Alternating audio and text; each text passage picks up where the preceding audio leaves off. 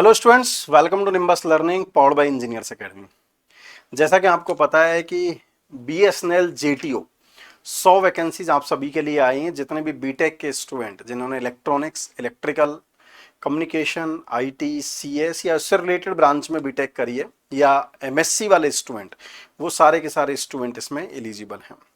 आज के इस वीडियो में हम previous history of BSNL JTO, क्या हमें पढ़ना है और 2 से 3 महीने में, क्योंकि अगस्त के एंड में एग्जाम शेड्यूल्ड है, तो जून, जुलाई और 20-25 दिन अगस्त, इन दिनों में हमें कैसे पढ़ना चाहिए, क्या पढ़ना चाहिए, उसके बारे में आज हम चर्चा करेंगे। जैसा कि आपको पता है कि बीएसएनएल में जो डायरेक्ट रिक्रूटमेंट है ये बहुत दिनों बाद हो रहा है। जो अभी ये रिक्रूटमेंट का जो नोटिफिकेशन आया है, इसमें आपने देख लिया होगा कि इस नोटिफिकेशन में आपका 4 जून से एप्लीकेशन इनवाइटेड हैं, 4 जून से और 3 जुलाई तक चलेंगी। फिर उसके बाद में इनका एप्लीकेशन एडिटिंग हो गई 4 जुलाई तक, उसके बाद में एडिटिंग और लास्ट में सबमिशन एंड ऑल, वो आपके पास में 11 अगस्त आ गया, 11 जुलाई आ गया। और मंथ ऑफ अगस्त मतलब हम मान लेते हैं कि एंड ऑफ अगस्त में ये एग्जाम हो जाएगा। तो प्रिपरेशन के लिए मोटा मोटा आपके पास में 30 + 30 + 15 75 डेज का आपके पास में टाइम है। 75 दिन में क्या पढ़ना है और इतने पूरे सिलेबस को क्या करें, उससे पहले कुछ बातें और आपको ध्यान रखनी है जो आपको पता होनी चाहिए कि ये पेपर जो है 3 सेक्शन से होगा, सेक्शन 1, सेक्शन 2 और सेक्शन 3। जो सेक्शन 1 की बात करते हैं, सेक्शन 1 में आपके पास में 50 क्वेश्चंस होंगे जो 200 मार्क्स के होंगे, सेक्शन 2 में 50 क्वेश्चन होंगे जो 200 मार्क्स के होंगे, और सेक्शन जो 3 है जनरल एबिलिटी का, उसमें 20 क्वेश्चन होंगे। मतलब टोटल 120 क्वेश्चन और 480 मार्क्स होंगे। 180 मिनट का टोटल 3 घंटे का पेपर है। तो मतलब पूरा आपको क्लियर पता चल रहा है कि यदि आप राइट आंसर दे रहे हैं तो आपको राइट आंसर के लिए 4 मार्क्स अवार्ड हो रहे हैं, मतलब +4 आपका हो रहे हैं। और यदि आप रॉन्ग क्वेश्चन, रॉन्ग अटेम्प्ट कर रहे हैं तो आपका -1 हो रहा है, मतलब नेगेटिव मार्किंग है 1/4 इसमें। तो इन सबको ध्यान में रखते हुए आपको यह भी देखना पड़ेगा कि अल्टीमेटली कितने मार्क्स आपके आने चाहिए इस एग्जाम को क्वालिफाई करने के लिए। सेफ स्कोर क्या है उसकी हम चर्चा करेंगे। उससे पहले आपको ये 4-5 पॉइंट है जो आपको पता हो। The examination will be conducted in 1 shift, एक ही शिफ्ट में एग्जाम होगा। मतलब 3 सेक्शन है तो बच्चे कंफ्यूज होते हैं, क्या सर 3 शिफ्ट में होगा? नहीं, एक साथ ही CBT based, computer based, online multi choice questions का पेपर एक ही बार में 3 घंटे लगातार में होगा, जिसमें 3 सेक्शनल पेपर, इंजीनियरिंग स्ट्रीम का सेक्शन 1, इंजीनियरिंग स्ट्रीम का सेक्शन 2 और जनरल एबिलिटी आपके पास में 3 घंटे का पेपर होगा। ये तो क्लियर है। पॉइंट नंबर 2 की बात कर लेता है। The examination will be objective type with negative marking, जो हमने ऑलरेडी चर्चा कर ली है। 4 मार्क आपके करेक्ट आंसर के लिए और 1 मार्क आपके नेगेटिव मार्किंग के लिए होगा। नेक्स्ट, जो सबसे ज्यादा इंपॉर्टेंट है, minimum qualifying marks in each section will be 40%। मतलब जो सेक्शन 1 है, चाहे सेक्शन 2 है या सेक्शन 3 है, वहां पर आपको 40% मार्क्स लेके आने।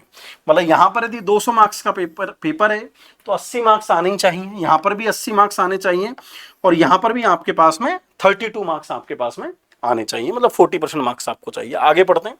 In each section overall minimum qualifying marks in all the 3 stream should be 50%। बहुत ज्यादा इंपॉर्टेंट है ये। इसके क्या साइड इफेक्ट होते हैं या प्रीवियसली क्या साइड इफेक्ट रहे हैं उसके बारे में हम आपको बताएंगे।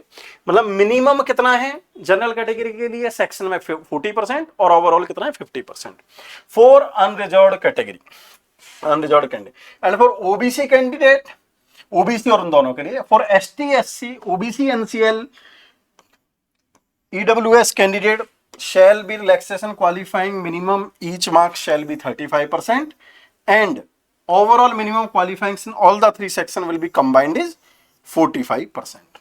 मतलब जनरल के लिए 40% सेक्शनल है और 50% ओवरऑल है, और बाकी जो कैटेगरी है जनरल और ओबीसी के अलावा उसमें सेक्शनल में 35% और ओवरऑल में 45% है। क्लियर है यहां तक? जो सबसे ज्यादा इंपॉर्टेंट है, सबसे ज्यादा क्यों इंपॉर्टेंट है, यहीं से पता चलता है कट ऑफ कितनी जाने वाली है। Candidate obtaining less marks than the minimum qualifying marks in any of the section and 3 section combined shall not be considered for the including in the merit list। Clear है? वही point है। चाहे आपके sectional में कहीं पर आप pass fail हो गए, पास नहीं हुए, या ओवरऑल में फेल हो गए, तो वो मेरिट लिस्ट में आपको किसी भी कंडीशन में कंसीडर नहीं करेंगे। The final merit list will be prepared based on total marks, total marks के बेसिस पर बनेगी। Obtained in section 1, section 2 and section 3, तीनों में, provided that the condition had secured minimum qualifying marks as per, देखो बार बार इन्होंने लिख दिया भाई मिनिमम क्वालिफाइंग मार्क्स उसके आने चाहिए। The appearance of the name in the final merit list of the selection process does not confirm any right to candidate for the post. मतलब confirmation है, final offer letter will be issued, वो तो बाद में उनके पास है, final offer letter आपके पास में वो आ ही जाएगा। ये 5 पॉइंट है जो आपको किसी भी कंडीशन में, 6 पॉइंट जो आपको पता होने चाहिए। और जितने भी बच्चे जिन्होंने telecommunication, electronics, radio, computer, computer का मतलब आईटी भी जो लिखा हुआ भी है यहां पर अलग से, इलेक्ट्रिकल, आईटी, इंस्ट्रूमेंटेशन या एमएससी इन इलेक्ट्रॉनिक्स या एमएससी इन कंप्यूटर साइंस, वो सारे के सारे बच्चे एलिजिबल है, वो आपको अच्छे से पता है।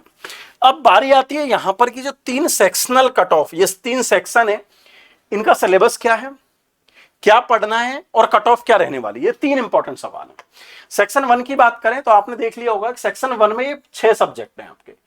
मटेरियल एंड कंपोनेंट्स, जिसको हम मटेरियल साइंस भी बोलते हैं, physical electronics, electron device and circuits, जिसको हम ईडीसी भी बोलते हैं। सेकंड है नेटवर्क थ्योरी, जिसको हम सर्किट भी बोलते हैं, circuit analysis. Electromagnetic field theory, EMFT. Electronic measurement and instrumentation, जिसको ईएमआई भी बोलते हैं। और पावर इलेक्ट्रॉनिक्स, ये सारे के सारे टॉपिक हैं जो आपके इसमें पूछे जाने हैं सेक्शन 1 में। और जो बेस्ट टीचर्स हैं, जैसे आप बात करोगे ईडीसी की बात करोगे, यहां पर है ना, ईडीसी की बात करते हैं, ईडीसी की बात करते हैं, नेटवर्क की बात करते हैं। ये तो आपको पता है कि आपको नर्सिंग सर ही पढ़ा रहे हैं, मतलब उसमें कोर्स में अवेलेबल है, नर्सिंग सर के अवेलेबल है। मेजरमेंट और पावर इलेक्ट्रॉनिक्स पाटीदार सर के अवेलेबल है, खुद ने एग्जाम दिए हैं, सर को पता है कैसे एग्जाम निकलते हैं, एग्जाम निकाले हैं। मटेरियल साइंस सुशील सर का अवेलेबल है, सुशील सर ने करवाया, बहुत ही बढ़िया, आपको पता ही है। एंड ईएमएफटी जो है वो अजय दीक्षित सर का अवेलेबल है, जो कि बेहतरीन मॉड्यूल आपके पास में बना हुआ है। यदि हम सेकंड पोर्शन की बात करें तो सेकंड पोर्शन में भी जैसे analogue electronics, again nursing sir का अवेलेबल है, आपने पढ़ा भी है, कैसा क्या पढ़ा रहे हैं, बहुत अच्छा पढ़ाते हैं, आपको पता ही है। डिजिटल इलेक्ट्रॉनिक्स आपका पंकज गर्ग सर का अवेलेबल है। कंट्रोल सिस्टम हरिओम सर का अवेलेबल है। तो मैं ये बताना चाह रहा हूं कि ओवरऑल जितने भी टीचर्स हैं उन सबके बेहतरीन तरीके से मॉड्यूल बने हुए हैं। जैसे कंट्रोल है हरिओम सर का है, माइक्रो प्रोसेसर भी हरिओम सर ने कराया है। तो एक बेहतरीन मॉड्यूल बना हुआ है जिसमें सारे के सारे ये क्वेश्चंस की थ्योरी और प्रैक्टिस हमने रिकॉर्डेड फॉर्मेट में डाली है। क्या डाला है उसके बारे में भी एक बार और चर्चा कर लेते हैं। पहले सेक्शन 3 की बात कर लेते हैं जो सबसे ज्यादा इंपॉर्टेंट है, क्योंकि यहां पर बच्चे प्रीवियस यदि एनालिसिस देखेंगे तो बच्चे फेल हो जाते हैं, पर ज्यादा फेल हो जाते हैं कंपेयर टू टेक्निकल, क्योंकि अल्टीमेटली 20 ही क्वेश्चन है।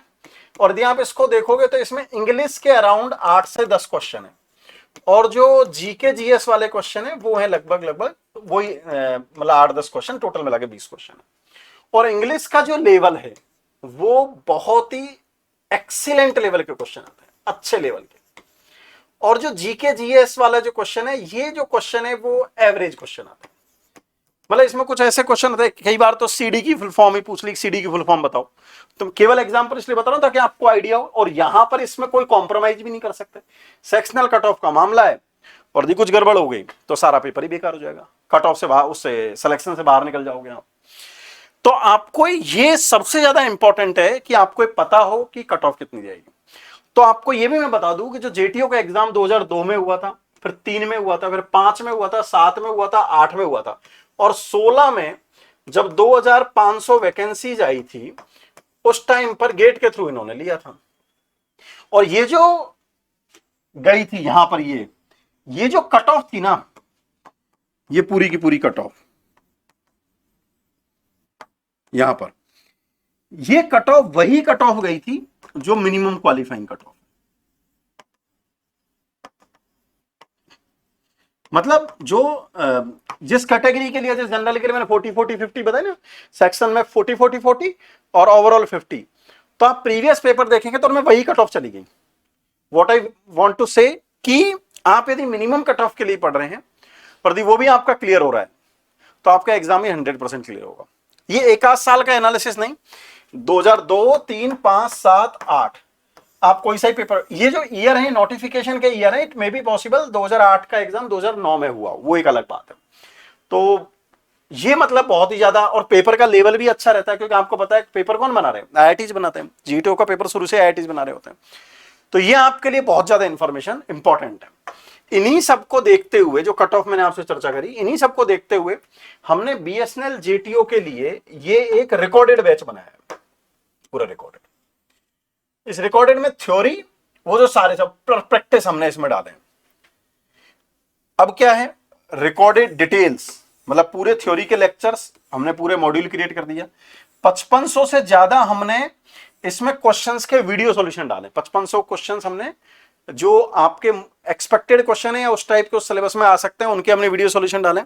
और साथ में हमने 6965 जो क्वेश्चंस हैं वो हमने हार्ड कॉपी में हम आपको दे रहे हैं, इसी एग्जाम से रिलेटेड। वो बुक्स हैं, 4 वॉल्यूम है, उन 4 वॉल्यूम में हम आपको 6900, ये पूरा का पूरा एक मॉड्यूल है, पूरे थ्योरी के लेक्चर सारे के सारे, 5500 क्वेश्चंस के video solution, most expected question, और 6900 क्वेश्चंस की हार्ड कॉपी, फिजिकल कॉपी, जो हम आपको कुरियर कर देंगे। तो लगभग आपके पास में 12000 क्वेश्चन तो यहां पर हो जाएंगे, और रिकॉर्डेड के थ्योरी के लेक्चर्स हो गए, जो थ्योरी की क्लासेज में भी होते हैं। अब इतने सारे क्वेश्चन, 12000 क्वेश्चन, और दिन है हमारे पास में 70, तो लगभग हम डेली के 200 क्वेश्चन करेंगे, तो तब जाके सारे के सारे क्वेश्चन कंप्लीट हो जाएंगे, अदरवाइज क्वेश्चन ही रह जाएंगे। तो इन 70 दिन के लिए एक बेस्ट पैकेज हमने बनाया है, जिसको कि लाइव में तो सारी क्लासें कंप्लीट हो नहीं सकती, तो हमने कुछ वीडियो, कुछ क्वेश्चंस को हमने लाइव भी रखा है, लेकिन मोस्ट ऑफ द क्वेश्चंस हमने इसमें ऑलरेडी डाल दिए। ये पूरा का पूरा मॉड्यूल अवेलेबल है निम्बस लर्निंग के ऐप पर। आप यदि ऊपर सर्च बार में सर्च करेंगे बीएसएनएल जेटीओ, तो आपको ये मॉड्यूल मिल जाएगा। वहां पर आप आज से ही और अभी से ही इन क्लासेज को एंजॉय करना स्टार्ट कर सकते हैं। आपको यदि इन बुक्स के सैंपल पीडीएफ देखनी है, तो अपनी पब्लिकेशन की वेबसाइट eapublications.com, मैं यहां पर लिख देता हूं